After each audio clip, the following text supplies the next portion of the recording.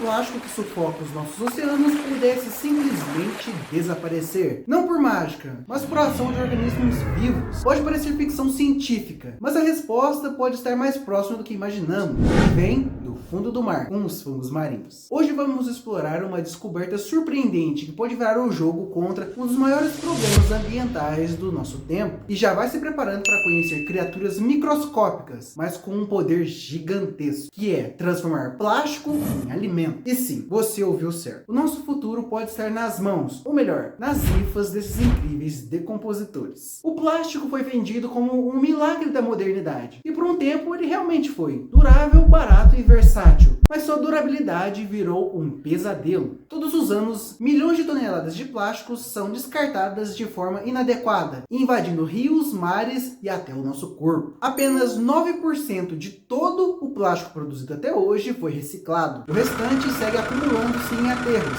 sendo incinerado ou pior, se perdendo na natureza. A cada minuto, o equivalente a um caminhão de lixo de plástico é despejado nos oceanos. Isso gera impactos devastadores para a fauna marinha e para a saúde humana. Tartarugas, aves e baleias morrem com o estômago cheio de lixo. Microplásticos e nanoplásticos invisíveis estão na água que bebemos, no sal que comemos e até na placenta humana. Já foram encontrados até no sangue humano e no leite materno. Estudos indicam que uma pessoa pode ingerir até 5 gramas de plástico por semana, que é o equivalente a um cartão de crédito. Daí eu te pergunto, o que podemos fazer? Reciclagem? Ineficiente. Incineração? Poluente. Estamos em apuros, mas onde há crise pode haver uma solução. E quando a gente olha para essa situação, é impossível não se perguntar, como chegamos a esse ponto? Será que estamos mesmo condenados a viver cercados por plástico? Ou ainda dá tempo de virar esse jogo? O fato é que o plástico, por mais útil que seja, nunca foi pensado para o descarte em massa. Nós criamos algo quase eterno e o tratamos como descartável. É como acender uma fogueira com combustível radioativo. Uma atitude comum, mas com consequências que duram séculos. A boa notícia é que, como sempre, a própria natureza pode ter encontrado um meio de equilibrar esse jogo. Mas para isso precisamos conhecê-la melhor e agir com sabedoria. Fungos são os recicladores da terra. Decompõem madeira, folhas, cadáveres e agora até plástico. Adaptados a ambientes extremos, os fungos marinhos evoluíram para sobreviver onde quase nada vive. E nesse processo ganharam um superpoder: degradar plástico ultra resistentes. Existem mais de 140 mil espécies de fungos conhecidas, mas estima-se que esse número ultrapasse a casa dos 3 milhões. Dá para ver que muitos deles ainda não foram catalogados. A sua versatilidade metabólica é impressionante. Eles produzem enzimas que quebram praticamente qualquer matéria orgânica, em alguns casos até a inorgânica. Agora você deve estar se perguntando, como? E o processo é simples. Eles se fixam no plástico e secretam enzimas, como esterases, lacases, cutinases e lipases, que quebram as longas cadeias poliméricas. E esse processo ocorre em etapas: adesão, secreção enzimática, quebra do polímero e assimilação. Resultado: o que era lixo vira dióxido de carbono, água e até energia para o fungo crescer. Alguns fungos ainda convertem os resíduos em biomassa utilizável, o que pode ter aplicações futuras em biocombustíveis ou bioplásticos.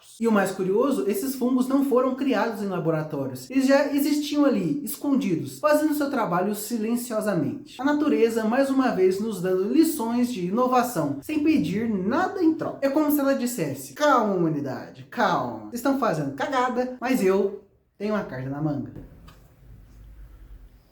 Olha, é mais. O mais fascinante é que, ao estudar os mecanismos desses fungos, os cientistas não só encontraram soluções para a crise dos plásticos, mas também novas enzimas com aplicações industriais. Elas podem ser usadas na produção de alimentos, medicamentos e até tratamento de água. É a prova de que biodiversidade é sinônimo de inovação e que preservar o planeta não é só uma questão ética, mas também estratégica para o nosso próprio futuro. Um dos maiores destaques é o Parangiodontium album, encontrado no Pacífico. Ele degrada polietileno, um dos plásticos mais difíceis de se quebrar, e a sua atuação depende de uma pré-exposição à luz solar, que oxida o plástico e facilita a ação enzimática. A taxa de degradação é de 0,05% ao dia, o que pode parecer pouco, mas representa um salto enorme em comparação aos milênios que o plástico levaria para se decompor naturalmente. O outro é o Pestalotiopsis microspora, que foi descoberto na Amazônia. Ele consegue digerir poliuretano, mesmo sem oxigênio, o que o torna ideal para aterros. Além disso, consegue crescer em ambientes ácidos, com pouca luz e nutrientes. Cientistas estudam a engenharia genética dessa espécie para potencializar sua capacidade degradativa. Além deles, espécies como Aspergillus trichoderma e Penicillium estão sendo testadas com resultados promissores. Algumas dessas espécies atuam sinergicamente, formando consórcios fúngicos que aumentam a eficiência da degradação. O oceano esconde um arsenal biológico ainda inexplorado. E a corrida por essas espécies, a chamada bioprospecção, está apenas começando. A biodiversidade marinha pode ser a chave para soluções revolucionárias em biotecnologia. É como se estivéssemos entrando em um novo capítulo da ciência. Um capítulo em que as soluções não vêm de máquinas brilhantes, mas de seres minúsculos, silenciosos e incrivelmente eficientes. E pensar que tudo isso começou com cientistas curiosos, analisando plásticos cheios de limo no microscópio. Imagina o que pode acontecer se investirmos mais nessa pesquisa. Se ao invés de ignorarmos a natureza,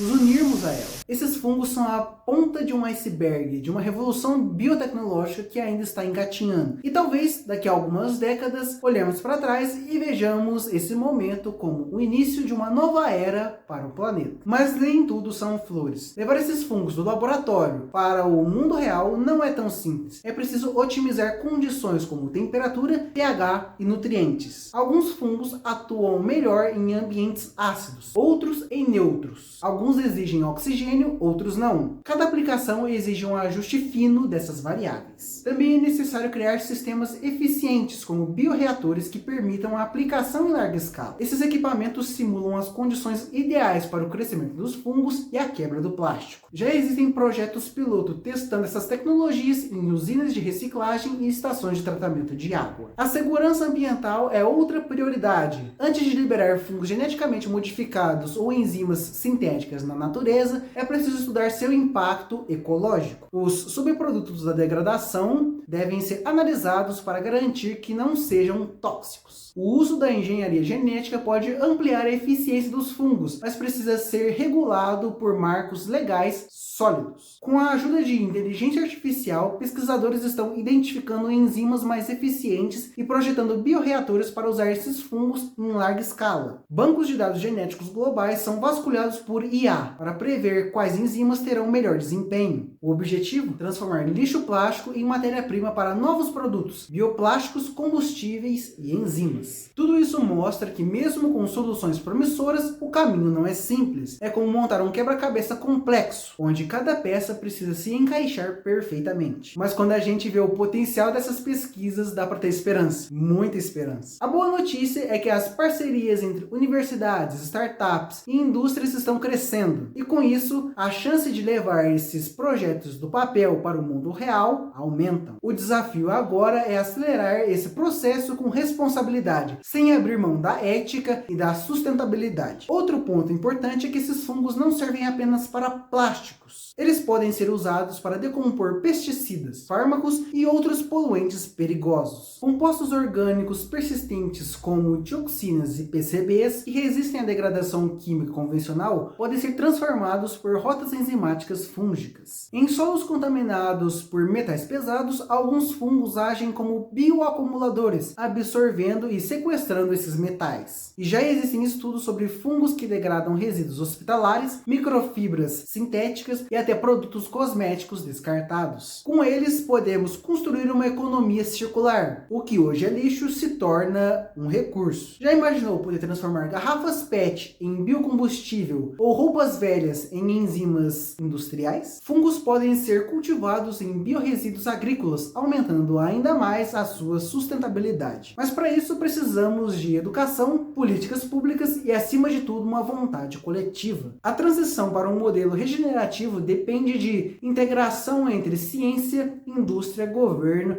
e sociedade civil. Não basta conhecer a solução, é preciso aplicá-la em escala real. Talvez o maior desafio não seja nem tecnológico, mas sim cultural. Aprender a colaborar com o planeta, em vez de tentar dominá-lo. Cada novo estudo nos mostra que esses micro-organismos têm um potencial quase ilimitado. Eles podem nos ajudar a curar o planeta sim, mas também podem nos ajudar a repensar nossa própria forma de viver, de produzir e de consumir. E se a gente parar para pensar, esse talvez seja o passo mais difícil e também o mais necessário. Os fungos marinhos nos mostram que a natureza já encontrou soluções para os problemas que nós ainda estamos tentando resolver. Eles não são vilões, mas aliados, e talvez sejam a chave para restaurar os nossos oceanos. Eu vou estar deixando aqui na descrição um link da Clean Ocean. Ela é uma organização sem fins lucrativos que usa tecnologia para limpar os oceanos dos plásticos. Então, vamos lá fazer uma doação. Curtiu o vídeo? Inscreva-se no canal e compartilhe esse conteúdo com quem também precisa conhecer essa revolução silenciosa vindo do fundo do mar. E até a próxima jornada. Um abraço. E lembre-se sempre, aqui